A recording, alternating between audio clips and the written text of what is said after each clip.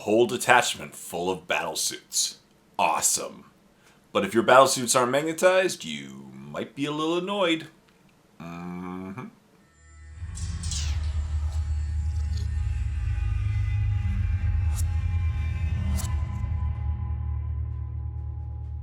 Hey everyone, welcome back to another video. As always, my name is Jay. In this video, I want to talk about the revealed rules for the new Battlesuits detachment, as well as Battlesuits in general, in the new Tau Codex, which is up for pre-order on the weekend through the Kroot Hunting Party. Of course, it will be a limited edition release, and then months from now, the Codex will actually come out on its own. Because now that the rules are officially going to be coming out in a shape or form, GW has been revealing the rules, and so that's what we want to talk about today. And to me, besides the Kroot, I love the Kroot. Kroot are one of my favorite things of the entire army. I love the battle suits of the Tau. The Tau battle suits are basically the perfect Swiss Army knife for any situation, or how you're trying to build your army. You can build it around the battle suits. There were tons of options you can mix and match, but typically it's like fusion guns if you want to drop down and melt a vehicle, right? Do you want to deal with, stronger infantry? Do you want to deal with monstrous creatures? Right? Do you want plasma? Do you want a missile pod? Do you want these cyclic ion blasters, right? You can basically design squads of battlesuits to do a specific purpose. And I've played against many Tau players who, one squad is designed to pop vehicles, one squad is designed to deal with infantry, one squad is designed to deal with elites, for example. And that way they could deal with kind of whatever comes from them. And in previous editions, of course, there were tons of options, tons of war gear and upgrades and weapons, and you could really customize your suits however you wanted. Of course, with each customization, there was a certain price. One of the things that, of course, really changed for this current edition, 10th edition, is that there are no more point changes for different war gear options. It's just the points per model, and that's what you get. So, like every other army, people figured out really what was the strongest one or two combinations, and that's what's really dominated the meta, right? If you look at Tau lists, they tend to be really monotonous for their battle suits. One of the guns that is one of the more favored ones, of course, is the cyclic ion blaster. Now, if you're one of those people who's been running a cyclic ion blaster for years, you know the writing's been on the wall. GW has been one by one removing war gear options or models that don't have kits, or war gear options that aren't in the kits for the model. For example, all the Hive Tyrants with wings all have twin devourers, and if you could either take the twin link devourers from the Carnifex kit, or you could buy them, the cooler looking ones, from Forge World. And they removed it from the Codex because it is on a monstrous creature kit that you could put onto a monstrous creature like a Hive Tyrant, but it's never been in the Hive Tyrant kit. And so, of course, the Cyclic Ion Blaster is an amazing gun, but it's only in the Captain kit, right? It's not in the kit for the normal battle suits. So, of course, that gun, we're going to talk about in a second, is likely going to be gone. That's my prediction, and for those of you who've not been magnetizing your gun options, you may be a little annoyed. But that being said, let's talk about the detachment today. So the detachment is called the Retaliation Cadre, and it's all about battle suits, which is fantastic. They have a detachment special rule called Bonded Heroes, which basically sums up as the following. Each time a Tau Empire battlesuit model from your army makes a ranged attack that targets a unit within 12 inches, improve the strength characteristic of that attack by 1. Cool. If that attack targets a unit within 6 inches, improve the armor penetration characteristic of that attack by 1 as well. This is an interesting special rule, to be honest, a detachment rule. I don't know if I like it. Obviously, it helps your guns wound theoretically and help go through the armor. But here's the thing. +1 strength on a lot of the guns that you'll be taking may not necessarily come into play. It's not going to change that many 5s to 4s to wound, not many 4s to 3s, not many 3s to 2s. It will in some circumstances, obviously. But if you're going after the things that these guns are designed for, it's not +1 to wound, right? It's +1 strength. And +1 strength, as I said, it won't change that many 5s to 4s, 4s to 3s, 6s to 5, 5s, and so forth. It's not going to change that many combinations you're going to find. It could once in a while in a game, but this is by no means a +1 to wound, which would be an infinitely more powerful rule.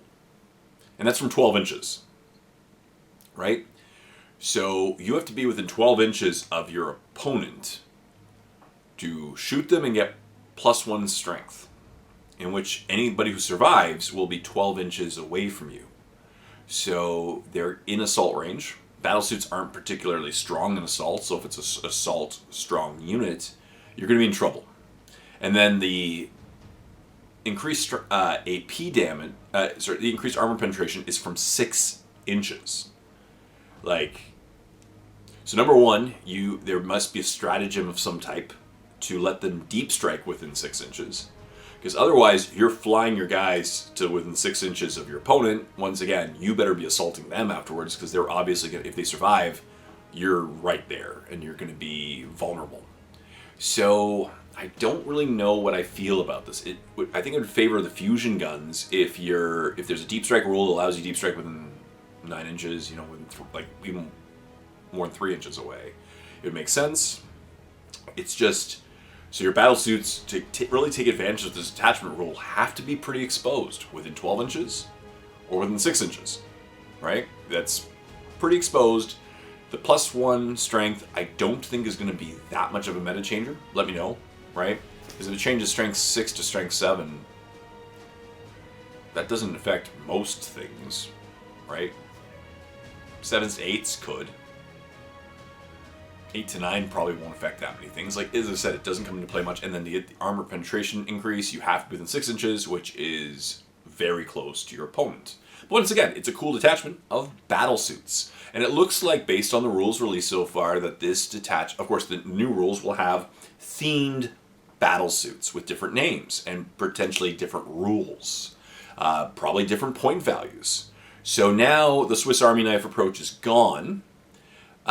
Different squads will cost different amounts with different rules and pros and cons with a set war gear, and none of them involve the cyclic ion blaster, as I'm going to show. Of course, I completely forgot, as I just mentioned, there actually is a stratagem, the shortened blade it's called. It's 1 command point, and exactly as we predicted, right? It's when your movement phase, target 1 Tau battlesuit unit, it allows them to D-strike, and your unit can be set up anywhere on the battlefield that is more than 3 inches horizontally away from all enemy models. Restrictions: a unit cannot charge, of course, in the same turn. There we go. So there's the stratagem that I just mentioned. Because, as I said, they had to really reveal that, because obviously the increased AP would only make sense if there was a stratagem of that type. As I said, I think it's more for the fusion guns. I think that'll come into play.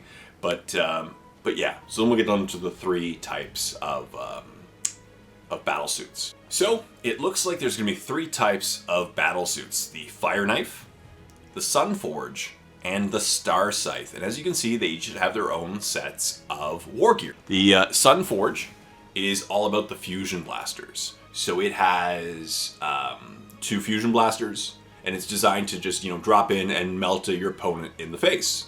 The Fire Knife battlesuits is a mix of plasma rifles and missile pods.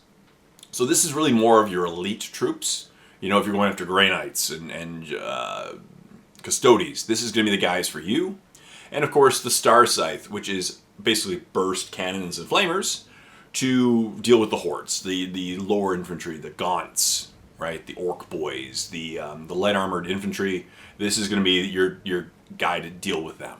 It makes sense. There's 3 types, but as I mentioned, in this particular case, there is no cyclic ion blaster among those 3 types. So we'll see. But as I mentioned, not only does each of the 3 types have their own war gear, they also have their own special rules, which is going to be really cool. And they each get bonuses when they're pretty much dealing with their kind of ideal targets that you're going to see. For example, the Sun Forge unit, which is the 2 fusion guns, have a Sun Forge rule, which states, each time a ranged attack made by a model in this unit is allocated to a monster or vehicle unit, you can re-roll the to wound roll, and you can re-roll the damage roll. That's awesome. That's awesome, right? You can re-roll the damage roll, you can re-roll the wound roll. But then again, if you're re-rolling the wound roll, the +1 strength doesn't really come into play as much from the detachment rule, but that is fantastic, right? It gives them a specialist rule, so a roll so that they can drop in beside a tank and increase the chances. So if they drop in within 6 inches, right, they're going to be hitting well, re-rolling the wounds if they fail to wound, and hopefully increasing the AP so it goes through, and then doing as much damage as possible because it's Melta, right? So it's D6 plus 2 damage from close range, and you get to re-roll the damage roll, drastically increasing the chances of doing significant damages to your target. Then you're kind of left out in the open. So they might be a one-shot pony, but we'll see, right? Obviously, people are going to design them however they want. So one of the main benefits of having 3 different data sheets now for the same type is that now you can take up to 9 squads of battlesuits, which is phenomenal. Beforehand, you could only take 3 squads. Now you can take 9 squads, 3 of each. It's insane. You get an entire army of battlesuits. They really want to sell some battlesuits in this edition, apparently, which is cool. And GW's already said that if you have a battlesuit that has a different configuration than the ones mentioned, it'll be in the Legends. But again, most competitive tournaments will not allow Legends to be played. So they're on the shelf unless you can take them away, magnetize them, fix them, put them together again, and fix them. And of course, commanders can join any one of those 3 squad types, and they actually get their own rules as well, which is pretty cool. For example, there is Enforcer Commander, which is while this model is leading a unit, each time a ranged attack targets that unit, worsen the armor penetration characteristic of that attack by 1. So cool, helps them stay more survivable, potentially ward off the things that they got themselves too close to. And then there's the other one, the Cold Star Commander, which states while this model is leading a unit, models in that unit have a move characteristic of 12 inches, and ranged weapons equipped by the models in that unit have the assault ability. That one is going to be popular, I think. It makes them incredibly maneuverable, and they're all now assault weapons, which allows them to fire as normal, right? That's pretty cool. I think that's going to be a very popular rule for commanders attached to these squads. But what do you think about the new battlesuit rules? Are you really upset about the cyclic ionic blasters? Do you like the new rules? Do you like the fact that they're broken down into 3 different squads? I think it's pretty cool. I think it's cool. It's going to allow Tau players some versatility to create a crazy detachment full of suits, having some special rules. I don't know if the detachment rule is really going to come into play as much. I don't know. What do you think? What do you think about the new rules? Leave comments in the comment section down below. Please like this video, subscribe to my channel if you haven't done so, and leave comments in the comment section down below.